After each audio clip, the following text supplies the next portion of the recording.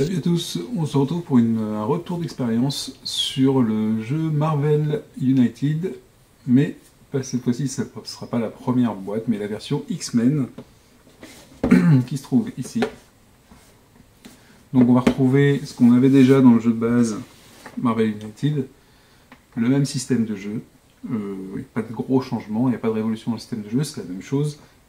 On change un peu d'univers, on va tomber sur un univers qui est normalement dans les BD plus adulte, plus adolescent ou plus adulte on va dire quand même, mais quand même traité de façon, on pourra quand même y jouer avec des enfants, il n'y a pas de souci. Donc voilà, je vous fais tout de suite mon retour sur cette boîte de base, donc que la boîte de base, les stretch goals et les prochains add-ons arriveront normalement au début d'année prochaine je crois. Ici on peut voir toutes les boîtes existantes, j'ai déjà peint pas mal de figurines, j'ai commencé aussi à peindre les figurines de cette nouvelle boîte, on va voir ce que ça donne. Donc, dans Marvel United X-Men, on retrouve la même formule qu'on avait sur le Marvel United de base, la première campagne de Kickstarter, hein, c'est un second Kickstarter, orienté sur les X-Men. On va retrouver le matériel qui est connu pour ceux qui ont déjà joué au jeu, donc le vilain dashboard, où on va trouver les cartes avec les objectifs à remplir, ici. On a notamment un nouvel objectif qui est Cérébro, donc qui va nécessiter pour le faire fonctionner, de mettre une paire de symboles ici, quand au lieu de les dépenser sur les plateaux de jeu, de les mettre ensemble ici. Je peux pas en mettre qu'un seul, il faut que je mette les deux en même temps, à chaque fois que je veux utiliser, donc j'aurai 3 actions pour le remplir cette carte-là, et remplir l'objectif. Donc celui-là, il est utilisé, en fonction, cette carte-là, elle sera utilisée pour un Magneto, par exemple, dans la boîte de base, et uniquement pour Magneto. Il me semble. Donc on a le même système, les différents lieux, donc on a l'astéroïde M, Genosha, Weapon X Facility, voilà, on a la Sentinel Space Station. Donc comme dans le jeu de base, on peut pas dire que... Est-ce qu'on peut dire ça? Ouais. On peut pas dire que les lieux soient super thématiques, car en fait ils n'ont pas une incidence dans la partie ni sur un scénario, il n'y a pas vraiment de scénario, en fait on va combattre un vilain. Donc en fait, bon, voilà, on a des lieux qui sont un peu communs, qui font référence à des lieux de la série, mais voilà, c'est pas... Ici, par exemple, on a le X-Jet, qui à la fin de notre tour nous permet de se déplacer dans n'importe quel lieu, donc on va dire que celle-là, elle est à peu près thématique, mais ça reste très léger. Donc, pour ceux qui ne connaîtraient pas le jeu, la mécanique de jeu repose sur quelque chose qui est assez simple. En fait, vous allez avoir un vilain, donc c'est un jeu coopératif à la base. On va voir qu'il y a une variante dans cette version-là. C'est un jeu coopératif à la base. Vous avez des fiches de super vilains, qui sont ici. Donc ici, dans cette boîte, on a Magneto, Mystique, Sabertooth et Juggernaut. Donc en français, le fléau, Dent de Sabre, Mystique et Magneto. Chaque carte vilain va comporter des règles spécifiques, un effet BAM, un effet d'overflow, donc chaque vilain va en fait va utiliser des mécaniques pour ajouter des bandits ou capturer des civils, en fait on met des civils dans différents lieux. Si jamais on peut pas placer un bandit ou un civil, ça déclenche un overflow, et donc chaque vilain a sa propre règle d'overflow. Idem, le vilain est accompagné de cartes, donc il y a des cartes menaces qui sont placées sur les différents lieux, hein, sur les cartes lieux qu'on a ici, qu'il va falloir résoudre si on veut récupérer la capacité du lieu, et un deck on va dire de complot du vilain, qui va comporter différents effets, dont l'effet BAM, des effets de mouvement du vilain, puisque lui, le vilain est représenté par une figurine, hein, pas forcément les bandits, et des poses de bandits ou de civils, plus des effets spécifiques. Donc l'effet BAM qui serait déclenché, il sera indiqué ici, il sera spécifique au vilain. Donc ça, c'est les conditions de la partie. On a à chaque fois la condition aussi, potentiellement des conditions de défaite ou de victoire, donc de défaite des héros, ou de victoire du vilain, sur ces cartes ici. Sachant qu'il y a aussi des règles qui sont universelles pour la défaite des héros, c'est si jamais ils n'ont plus de cartes dans leur deck, qu'ils ne peuvent plus en piocher, et qu'ils n'en ont plus en main. Et si jamais le vilain n'a plus de cartes à piocher non plus. À ce moment-là, ça veut dire qu'il sera arrivé à la fin de son complot, en fait. Donc ça, on pourrait dire ça, de sa manigance, pour reprendre un terme de Marvel Champions, et il aura gagné la partie. Donc ici, première chose qu'on a, ici, donc on a pour le vilain, Et on a également les cartes de héros, ce qu'on avait également dans le jeu de base. Hein. Donc les cartes de héros, pour ceux qui ne connaissent pas, on retrouve des symboles. Le jeu, la mécanique du jeu, c'est grosso modo, donc on a 6 lieux. Quand on joue une partie, on a 6 lieux sur lesquels on va pouvoir se déplacer à l'aide des figurines qui sont ici. Je vous les présenterai juste après. Et chaque héros va avoir un deck de cartes qu'il mélange. Au début du jeu, on a 3 cartes en main, et à chaque tour, donc ça veut dire qu'on a ces 3 cartes, on a systématiquement 3 cartes en main, au moins au début, et à chaque tour, on va piocher une carte, et parmi les 4 cartes qu'on aura, on fera un choix, et on jouera une carte. Donc c'est-à-dire qu'on jouera une carte, chaque carte va comporter un des 3 symboles du jeu, ou parfois un joker. Donc les 3 symboles, ils sont ici, sont représentés aussi sous forme de token. Donc on a le déplacement, l'action héroïque, et le point dans ta face, qui permet de mettre des coups et aux bandits qui sont sur le plateau, qui sont représentés par des petits marqueurs comme ça, ou aux hommes de main du vilain, qui sont représentés par des menaces. Je sais pas si je vais en avoir, peut-être chez... j'en ai pas évidemment. Voilà, une carte menace avec un vilain dessus, qui est illustré, mais qui n'a pas de figurine. Donc voilà ces trois ressources, on va dire, qui nous permettent de faire les différentes actions du jeu. Donc ils vont nous permettre soit d'éliminer un bandit, soit de sauver un civil, soit de faire avancer, de résoudre une manigance, en fait, de résoudre une menace, soit de déplacer notre personnage.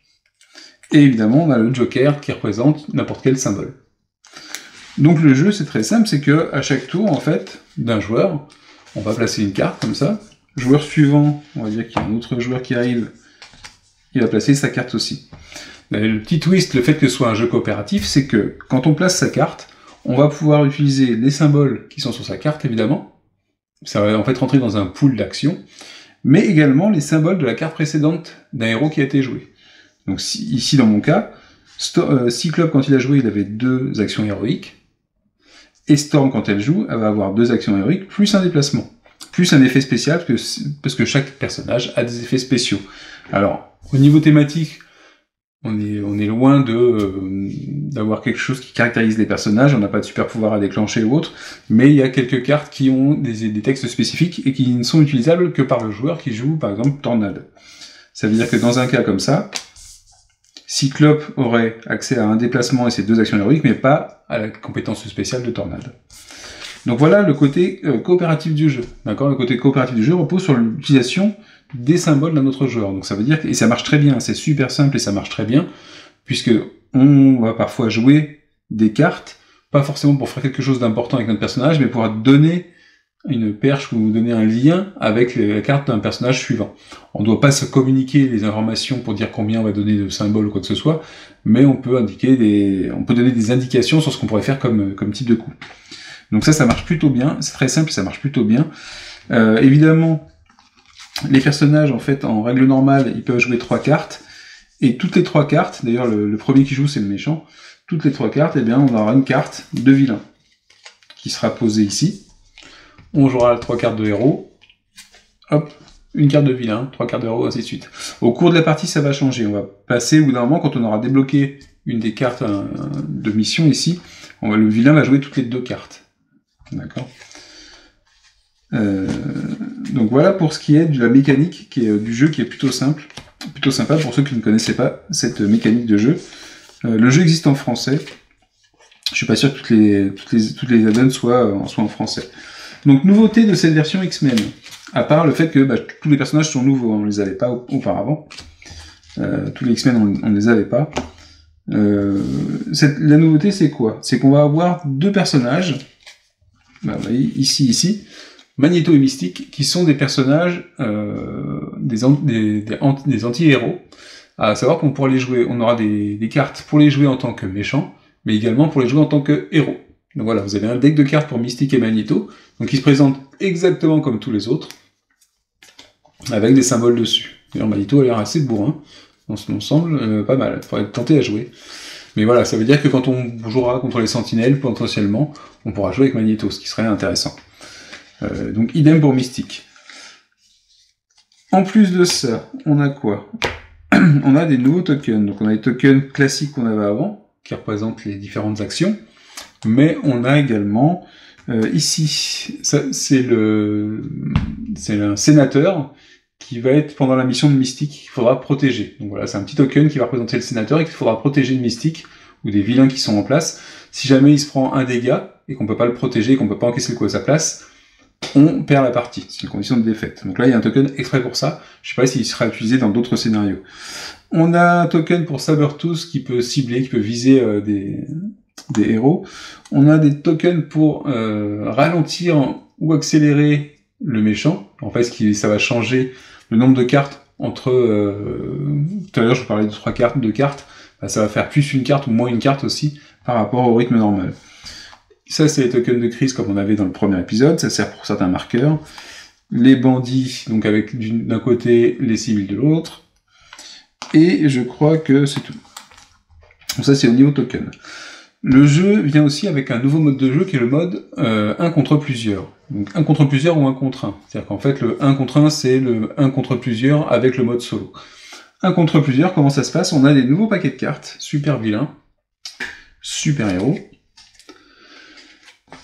Et au dos des cartes que l'on peut jouer que l'on peut jouer dans ce mode-là, il y a des tokens d'action qu'on peut donner aux héros. Donc ils vont recevoir un pool de tokens d'action, qui correspondent là, il y a 2 jokers et 2 actions héroïques, qu'on va donner au groupe de héros, qui vont pouvoir se les répartir comme ils veulent.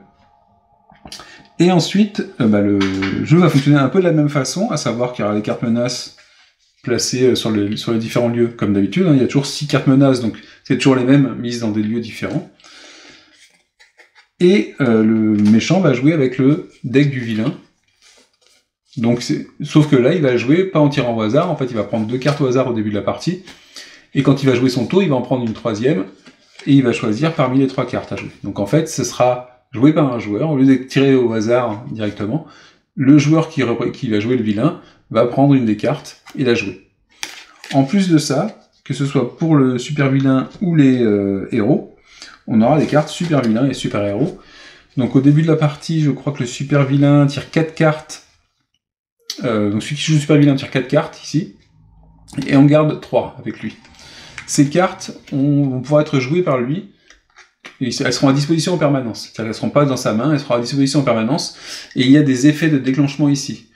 Quand l'effet est réalisé, celui qui joue le super vilain peut utiliser la carte, c'est une possibilité, c'est pas une obligation. Donc on a par exemple n'importe quel héros a 4 cartes ou plus dans sa main à la fin de son tour de héros. Et là il y a marqué qu'on peut gagner, donc si je joue cette carte-là, parce que c'est le cas, on gagne 2 points de vie.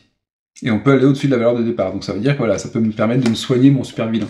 Donc voilà, c'est des effets comme ça qui viennent en plus du deck du vilain. Donc ça vient, il y a plusieurs cartes super vilains, et donc on ne sait jamais avec lesquelles, donc elles sont cachées, et elles sont cachées de la vue des héros, donc le super vilain, ça fait une modification de la stratégie finalement du super vilain.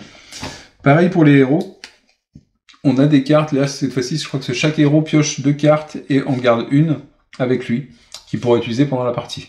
Donc c'est pareil, ça vient peut-être contrebalancer un peu les cartes super vilains. Donc voilà ce nouveau mode. On retrouve des cartes challenge qui permettent en fait c'est des cartes qui permettent d'augmenter la difficulté du jeu si on le trouve trop facile. Et à ce propos, je trouve que le jeu est un peu plus difficile que la première boîte de base, ce qui est pas un mal, je la trouvais trop facile pour une boîte de base. Donc ça permettra à ceux qui se le procurent en français ou qui n'auront que la boîte de base de pouvoir quand même jouer et profiter du jeu un petit peu, parce qu'il n'est pas aussi simple que le premier. Je trouve que les ennemis sont plus difficiles, les mécaniques rendent le jeu un peu plus difficile, donc c'est les mêmes, on comprend, c'est pas plus compliqué à comprendre, c'est que c'est plus difficile de gagner. J'en veux pour exemple, j'ai tenté une partie solo contre le fléau, contre Juggernaut, et alors surtout en solo, vous n'avez pas le droit à être KO. Et là, en 2 tours, il a réussi à me mettre KO en faisant 2 déplacements. C'est-à-dire qu'en faisant 2 tours de vilain, j'ai réussi à être KO parce que je n'avais plus de cartes en main. Et en mode solo, le KO est synonyme de défaite. Donc voilà. Par contre, je l'ai repris après avec 2 personnages, j'ai réussi à le battre, mais de justesse. C'est-à-dire qu'il me restait 1 ou 2 cartes sur chaque personnage. Et j'étais à ça de perdre, quoi. J'ai rejoué contre Magneto, donc avec plusieurs personnages, et j'ai perdu. J'ai joué avec mon fils contre Magneto, on a perdu également. Et voilà, donc c'est pas évident.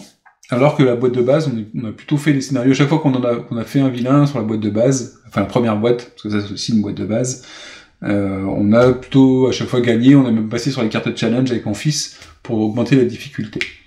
Donc voilà, il y a un petit surplus de difficulté, je pense que lié aux vilains, hein. Les mécaniques ne changent pas. Donc c'est vraiment la façon dont se déroulent les vilains et la répartition des cartes qui fait que ça devient un peu plus difficile. Donc c'est vraiment un bon point, je trouve, pour cette version. Qu'est-ce qu'il y a d'autre à dire? Donc les figurines, on a des figurines toujours comme dans la boîte de base. Donc les figurines, cette fois-ci, vous aurez des figurines donc rouges pour les vilains, comme d'habitude. Donc rouge vilain et uniquement vilain, c'est-à-dire que celui-là, on ne pourrait pas jouer Sabertooth en tant que héros. Par contre, en violet, vous avez les anti-héros, donc ceux qui peuvent jouer, qui auront un deck de cartes pour être joués comme des vilains, ou un deck de cartes pour être joués comme des héros. Donc ici, j'ai commencé à baser mes personnages, donc forcément, au niveau détail, vous voyez, hein, les figurines sont toujours super sympas, toujours style chibi, très très mignon, très sympa. Juggernaut.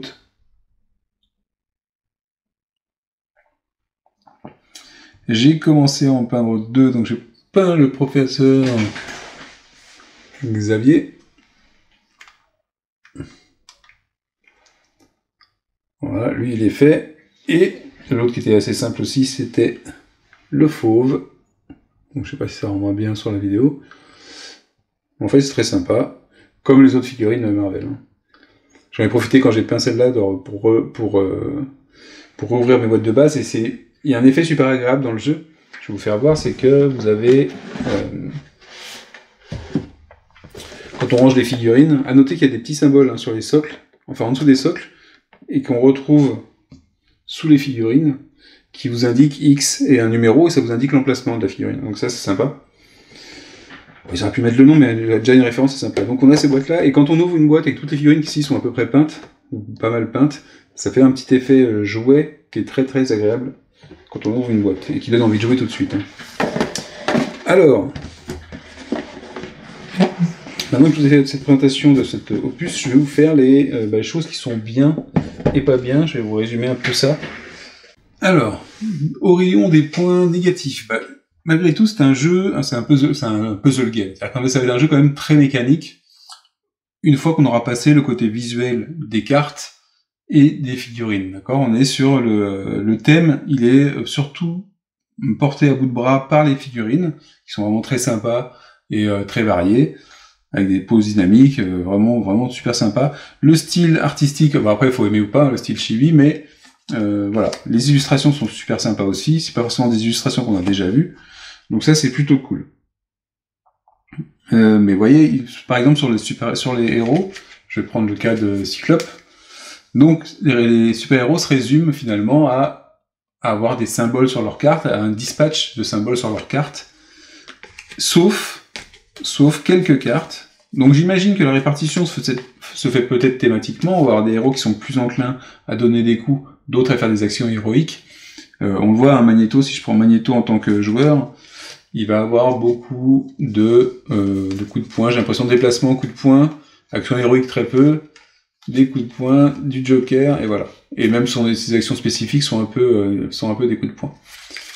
Donc voilà, on va avoir une répartition comme ça des symboles.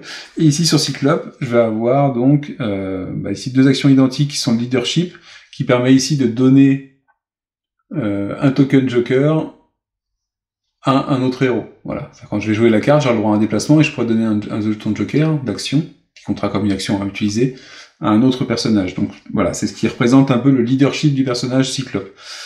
Ici c'est l'Optic Blast qui permet de toucher deux lieux adjacents.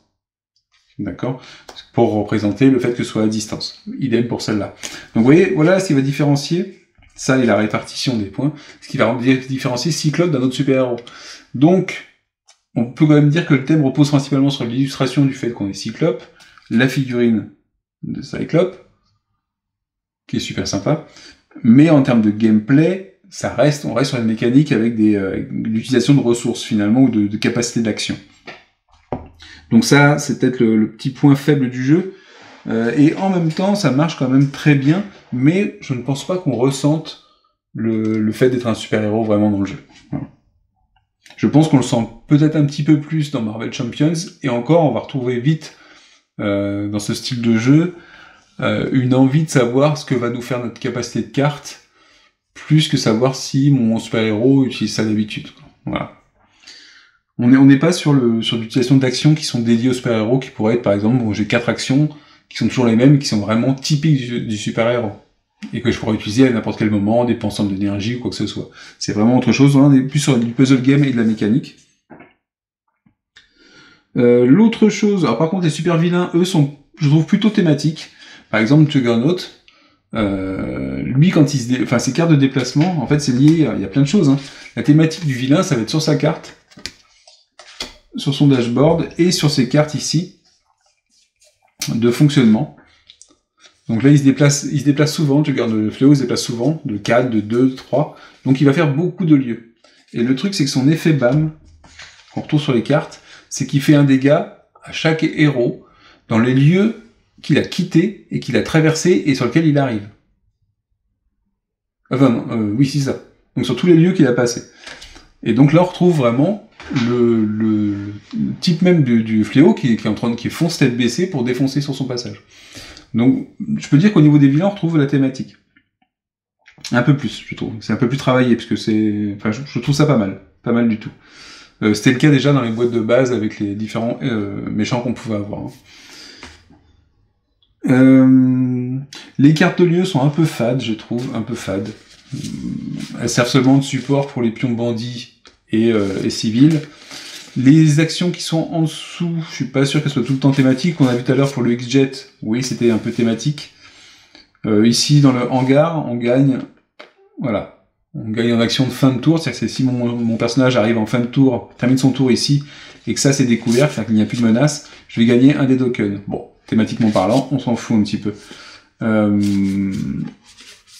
Parfois, il y a des trucs qui sont sympas, hein, mais c'est pas en assez grosse quantité pour dire que c'est thématique. Par exemple, vous avez Wolverine, d'ailleurs, j'en ai pas parlé tout à l'heure, qui a une carte qui est disponible dès le début de la partie, qui est la régénération, en fait. Il se soigne automatiquement. Et tant que cette carte, elle a été déposée dans la ligne chronologique des cartes, puisqu'on conserve cette ligne chronologique, bon, évidemment, on peut la ranger au fur et à mesure, mais on la conserve, c'est-à-dire elle est considérée comme étant dans la ligne chronologique. Si jamais j'ai moins de 3 cartes dans ma main, je pioche une carte à la fin de mon tour. À la fin du tour du V1. Donc ça, c'est plutôt thématique, c'est la régénération de Wolverine qui vient. Donc ça, c'est quand même pas mal. Ça, c'est des petits trucs sympas. C'est pas grand-chose, mais c'est sympa, et sur certains personnages, ça va bien marcher. À noter qu'on a une nouvelle notion avec les X-Men, c'est la starting end, qui est en fait... on a forcément cette carte-là dans la main de départ. Normalement, on pioche au hasard, mais toutes les starting end seront obligatoirement dans la main de départ d'un héros. Donc voilà, au niveau du thème, c'est un peu léger, puisqu'on revient vite sur la mécanique. Ensuite, au niveau du matériel, sur les versions retail, ici, les cartes lieux, je me demande si elles sont pas un peu plus épaisses qu'au départ, mais elles sont très très fines. Idem pour le vilain dashboard, donc ça se place comme ça, on place, et pareil pour les trucs ici, on place ça ici, on met les cartes comme ça. Donc voilà, on n'est pas sur un vrai plateau, en dur, un petit peu épais. Et par contre, les cartes lieux, on peut les obtenir en plus épais en add-on sur la campagne Kickstarter. Donc voilà, ça fait un peu cheap au niveau du matériel. Ils auraient pu le faire un peu plus épais, celui-là, par exemple. Ça aurait été sympa.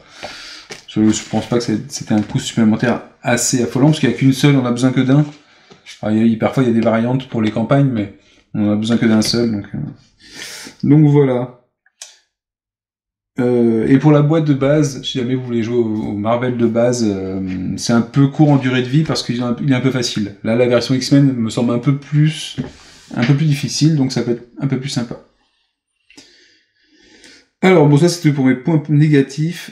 En point positif, le gros point positif du jeu, c'est que c'est super fun et super rapide. C'est rapide à installer, rapide à comprendre les règles. Le livre de règles est très il est bien fait, il n'y a pas de souci de compréhension. Il est très bien expliqué. En plus, là, ici, vous avez même des modes de jeu en plus, donc il n'y a pas de problème. Nouveau, je sais pas si on avait ça avant, il y a le beau résumé du tour. Vous voyez que c'est plutôt simple. Donc, et c'est assez marrant, puisque de toute façon, on rentre vite dans le jeu, c'est comme un puzzle game sur lequel on connaît déjà on n'a pas besoin de relire plusieurs fois les conditions. Très vite, on est dans la mécanique de dire vite, faut qu'on fasse ça. On va gérer des priorités, des urgences en fonction des lieux, des positions, des cartes qu'on peut avoir en main. Donc c'est assez cool, c'est assez fun comme jeu. Et c'est surtout que si on perd une partie, ou même si on en gagne une, on peut en refaire une rapidement, ça se remet vite en place, on mélange un peu quelques decks de cartes, ils sont pas très gros, et vite on refait la partie. Donc ça c'est plutôt un grand point positif.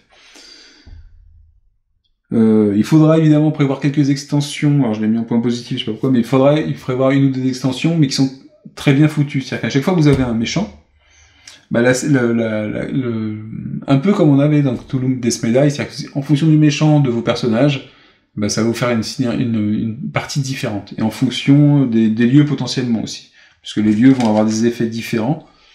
Donc on a, je sais pas, notre carte lieu, on a 1, 2, 3, 4, 5, 6, 7, 8 lieux, on en pioche 6 à chaque fois parmi ces 8.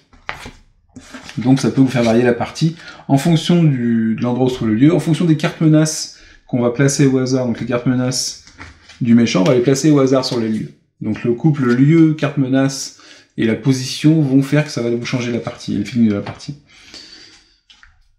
Donc ça c'est plutôt cool. Au niveau rejouabilité, c'est quand même assez intéressant et assez simple. C'est pas complexe, c'est pas très complexe. Donc évidemment on peut jouer avec des enfants. Alors moi j'ai une VO, mais il existe la VF. Et même la VO on peut jouer avec des enfants. En mode coop c'est très simple, alors pas en mode 1 contre 1, et encore il n'y a pas beaucoup de texte. Les cartes sur le cahier du texte c'est les cartes du méchant. Les cartes spécifiques sur lesquelles on vous dit qu'il y a une action. En apprenant à un enfant les 3 cartes qui existent pour son personnage, il va se débrouiller comme un grand. Donc il n'y a vraiment pas de souci pour jouer avec des enfants. Et même si on est sur le thème des X-Men, ça reste des super-héros contre des super-vilains. On est très loin du conflit humain-mutant qu'on pourrait retrouver dans la BD. Et voilà, il n'y a pas de thème sous-jacent derrière ça, quoi. En plus de ça, donc pour le Marvel United X-Men, vous avez un mode 1 contre plusieurs et 1 contre 1, forcément, parce qu'on va pouvoir mettre le mode solo en jeu avec ce mode. Donc toujours en utilisant ces cartes super-héros, super-vilains. Donc ça vous rajoute un mode de jeu qui est pas beaucoup plus compliqué, hein, ça garde la même mécanique. Donc voilà, je pense que c'est vraiment une bonne série de jeux qu'a fait Cool Mini en note. Je ne trouve pas de défauts. Les défauts que vous allez pouvoir trouver au jeu, c'est les choses que vous n'aimez pas dans un jeu. C'est-à-dire, vous n'aimez pas ce style de figurine ou le style chibi pour les figurines Marvel. Vous n'aimez pas Marvel, vous n'aimez pas le puzzle game. Bah, vous passez votre chemin, il n'y a pas de souci. Pour peu que vous aimez les puzzle games, que les super-héros ça vous plaise, que les X-Men vous plaisent, voilà, il n'y a pas de raison, et que vous aimez bien le coop. Pour moi, il n'y a pas de, c'est vraiment une bonne pioche. Et en plus, ça va un peu à contrario des autres jeux qui sont trop longs ou avoir souvent les règles. Je trouve que c'est vraiment pas mal fait. Après, ça prend un peu de place avec toutes les extensions. Quand je vois le nombre de boîtes que j'ai pour la première campagne, qui va donc doubler avec la deuxième campagne, ça fait un peu beaucoup.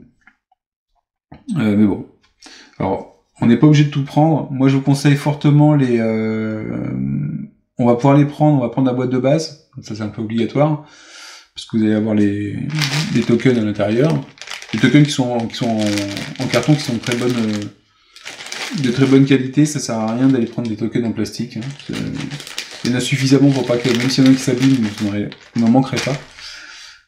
Et ouais, prenez les personnages qui vous plaisent éventuellement. Les stretch goals dans une campagne qui est bon. Si vous prenez en retail, de toute façon, prenez les extensions qui vous plaisent par rapport au personnage.